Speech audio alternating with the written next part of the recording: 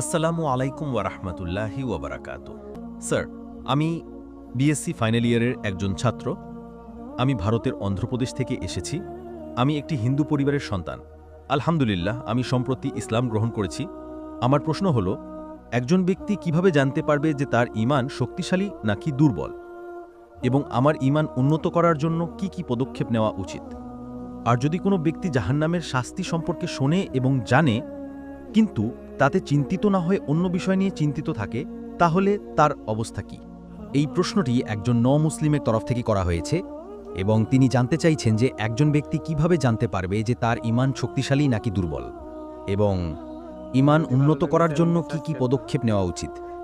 এবং শেষ অংশটি হলো, যদি কোনো ব্যক্তি জাহান্নামের শাস্তি সম্পর্কে শোনে এবং জানে কিন্তু তাতে চিন্তিত না হয় দুনিয়ার বিষয় নিয়ে চিন্তিত থাকে, তাহলে তার অবস্থা কি?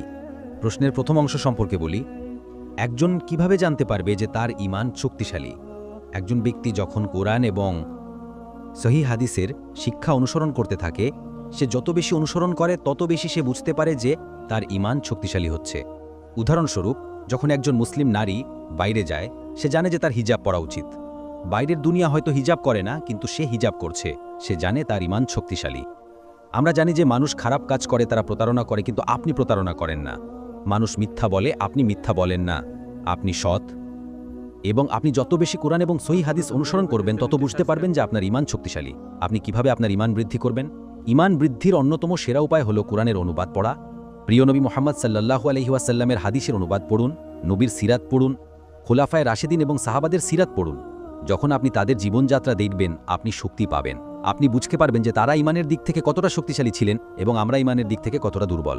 তাই যদি আপনি সাহাবাদের কাহিনী পড়েন, আপনার ঈমান বৃদ্ধি পাবে। আমি আপনাকে একটি ঘটনা বলতে চাই। একবার একজন ব্যক্তি নবীর কাছে এসে বললেন যে তার প্রতিবেশী তাকে বাড়ির সীমানা প্রাচীর তৈরি করতে দিচ্ছিল, কারণ মাঝে একটি গাছ পড়েছে। তখন নবী সেই প্রতিবেশীকে বললেন যে যদি তুমি ওই একটি গাছ দিয়ে দাও এবং তাকে তার প্রাচীর তৈরি করতে দাও, আমি তোমাকে জান্নাতে একটি গাছ দেব। কিন্তু সে রাজি হলো না। তখন সাহাবাদের মধ্যে একজন আবু দারদা এই কথা শুনে নবীর কাছে গিয়ে জিজ্ঞাসা করলেন, যদি আমি সেই গাছটি নিয়ে তাকে দিই, তাহলে কি আমি জান্নাতে একটি গাছ পাবো? নবী বললেন, হ্যাঁ, কেন নয়। তখন তিনি সেই প্রতিবেশীর কাছে গিয়ে বললেন, তুমি কি জানো আমি কে? সে বলল, না। তিনি বললেন, আমি আবু দারদা, যার মদিনার সবচেয়ে বড় এবং মূল্যবান খেজুরের বাগান আছে। সে বলল, অবশ্যই, আপনাকে কে না চেনে। তখন তিনি বললেন, তুমি কি তোমার এই গাছটি আমাকে দেবে, যা তোমার প্রতিবেশীর সীমানা প্রাচীরের মাঝে পড়ছে, এবং সেই গাছের বিনিময়ে আমি তোমাকে মদিনার সেরা আমার পুরো খেজুরের বাগানটি দেব? লোকটি বলল, তুমি পাগল, আমার একটি গাছের জন্য তুমি তোমার পুরো বাগান দিয়ে দেবে, যা মদিনার সেরা? তিনি বললেন, হ্যাঁ। লোকটি রাজি হয়ে গেল। আবু দারদা বাড়ি ফিরে তার স্ত্রীকে বললেন, আজ আমি একটি দারুণ সওদা করেছি, একটি চমৎকার সওদা। স্ত্রী জিজ্ঞাসা করলেন, তুমি কি করেছো? তখন তিনি সেই গাছের ঘটনাটি বর্ণনা করলেন এবং তার স্ত্রীকে বললেন যে আমি সেই গাছটি কিনেছি যা আমাদের জান্নাতে একটি গাছ দেবে, মদিনায় আমাদের যে পুরো বাগান আছে তার বিনিময়। তখন স্ত্রী বললেন, আহ, কি চমৎকার সওদা! আজকের পৃথিবীতে যদি আপনার এত বড় বাগান থাকে এবং আপনি একটি গাছ কিনতে চান, আপনার স্ত্রী আপনাকে বলবেন, তুমি একটা বোকা, তুমি পুরো বাগান কেন দিলে? তুমি তো বাগানের 25% বা 50% দিতে পারতে, এবং অবশ্যই সে লোক রাজি হয়ে যেত। কিন্তু ঈমান দেখুন, স্ত্রী বললেন, আহ, কি দারুণ সওদা! তার মানে স্বামী স্ত্রী উভয়ই এক বিন্দু সন্দেহ করেননি যে লোকটি প্রত্যাখ্যান করবে, কারণ তারা জান্নাত চেয়েছিলেন। এবং হাদিস আমাদের বলে যে তাদের বাকি জীবন তারা দরিদ্রভাবে কাটিয়েছেন, কিন্তু তারা খুব সুখী জীবন যাপন করেছেন, কারণ তারা জানতেন যে নবী তাদের জান্নাতের প্রতিশ্রুতি দিয়েছেন। সুতরাং যদি আপনি সাহাবাদের এই গল্পগুলি শোনেন, তারা কিভাবে জীবনযাপন করতেন, কিভাবে ত্যাগ স্বীকার করতেন, কিভাবে একে অপরকে সাহায্য করতেন, আপনার ঈমান বৃদ্ধি পাবে। এবং এটি আমাদের এমন একটা অনুভূতি দেয় যে আমরা যা করছি তা কিছুই না, কিছুই না। এবং আমরা জানি যে জিহাদের সময় যখন নবী সাহাবাদের বললেন যে তোমরা যা পারো দান করো, এবং হযরত ওমর এসে নবীর কাছে প্রচুর সম্পদ দিলেন, নবী তাকে জিজ্ঞাসা করলেন, তুমি বাড়িতে কি রেখে এসেছো? তো তিনি বললেন, আমি আমার অর্ধেক সম্পদ বাড়িতে রেখে এসেছি এবং অর্ধেক আমি জিহাদের জন্য সাদকা হিসেবে দিচ্ছি। এর কিছুক্ষণ পর হযরত আবু বকর এলেন এবং তিনি তার সম্পদ নবীর কাছে দিলেন। নবী তাকে জিজ্ঞাসা করলেন, তুমি বাড়িতে কি রেখে এসেছো? তো তিনি বললেন, আমি আমার সমস্ত সম্পদ দিয়ে দিয়েছি এবং বাড়িতে আল্লাহ এবং তার রাসূলকে রেখেছি আমাদের দেখাশোনা করার জন্য। ভাবুন কি ঈমান! ভাবুন, আল্লাহর রাস্তায় তার সম্পূর্ণ সম্পদ দিয়ে দেওয়া। আপনি যখন এই গল্পগুলি শুনবেন, তখন তা আমাদের ঈমানকে বাড়িয়ে দেয়।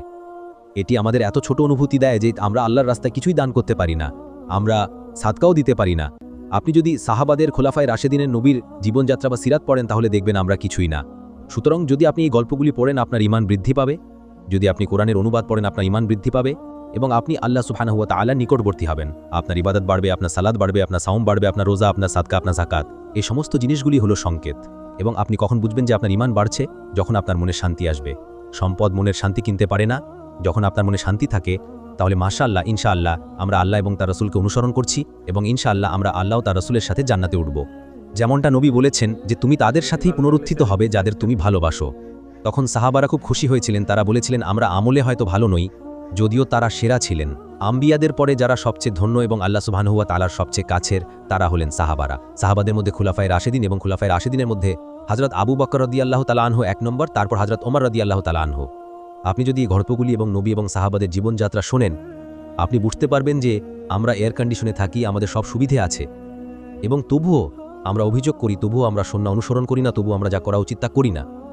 এবং আপনি যদি পড়েন যে আনসার অর্থাৎ মদিনা সাহাবারা কিভাবে মুহাজিরদের সাহায্য করেছিলেন যারা মক্কা থেকে মদিনায় হিজরত করেছিলেন, সেই গল্পগুলি অসাধারণ।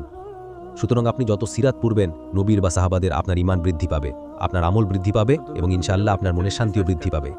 আপনার প্রশ্নের শেষ অংশ সম্পর্কে বলি যে আপনি জাহান্নামের শাস্তি সম্পর্কে শোনার পরেও যদি দুনিয়াবী বিষয় নিয়ে চিন্তিত থাকেন, তাহলে আপনার ঈমানের অবস্থা কী? জাহান্নামের শাস্তি শোনার পরেও যদি আপনি কোরআন এবং সহিহ হাদিস অনুসরণ না করেন এবং দুনিয়াবী বিষয় নিয়ে চিন্তিত থাকেন, তার মানে আপনার ঈমান দুর্বল। আমি আপনাকে বলেছি আপনার ঈমান কিভাবে শক্তিশালী হয়, কিন্তু যদি আপনি জাহান্নামের শাস্তি সম্পর্কে শুনেন এবং তারপরেও দুনিয়াবী বিষয় নিয়ে চিন্তিত থাকেন, তার মানে আপনার ঈমান খুবই দুর্বল। দুটি জিনিস আপনার ঈমানকে শক্তিশালী করে।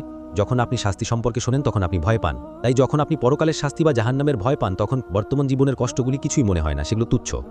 সুতরাং জাহান্নামের শাস্তি শোনার পরেও বা জান্নাতের পুরস্কার শোনার পরেও যদি আপনি কোরআন এবং সুন্নাহর শিক্ষা অমান্য করতে থাকেন, তার মানে আপনার ঈমান খুবই দুর্বল। তাই আপনার কোরআন এবং সহিহ হাদিসের সঙ্গে যুক্ত থাকা উচিত এবং এই জিনিসগুলি আপনাকে আল্লাহ ও তার রাসূলের নিকটবর্তী করবে। আশা করি উত্তরটি পেয়েছেন। আসসালামু আলাইকুম। ভিডিওটি ভালো লাগলে চ্যানেলটি সাবস্ক্রাইব করুন।